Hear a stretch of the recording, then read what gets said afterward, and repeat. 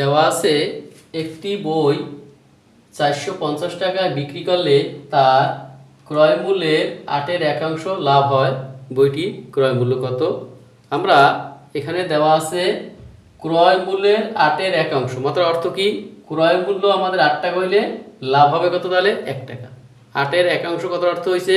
8 ভাগের 1 ভাগ হয়েছে লাভ। তাহলে ক্রয় মূল্য দিয়ে আমার 8 হয়, তাহলে লাভ হয় 1। তাহলে আমরা লিখতে পারি ক্রয় মূল্য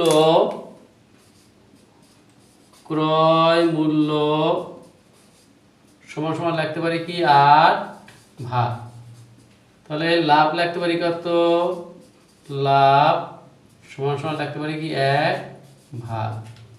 তাহলে ক্রয় মূল্য আর লাভ এই দুইটা মিলাই তাহলে কি হয়? বিক্রয় মূল্য।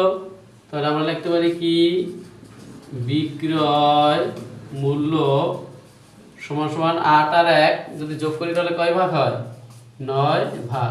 কেন বিক্রয় মূল্য 9 ভাগ হবে?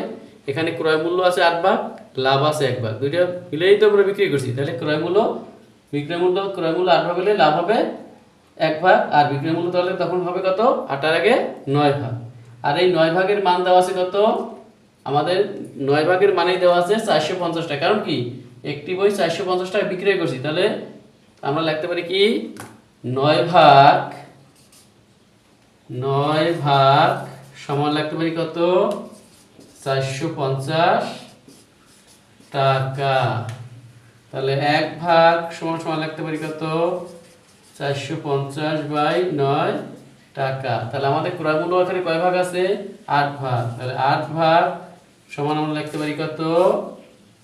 450 গুণ 8/9। 9 দিয়ে যদি আমরা 45 কাটি 5 নং 45 শূন্য 8, 5 আর কত? 40, আর একটা শূন্য নেমে যাবে। তাহলে আমাদের বইটির ক্রয় মূল্য কত? 400 টাকা।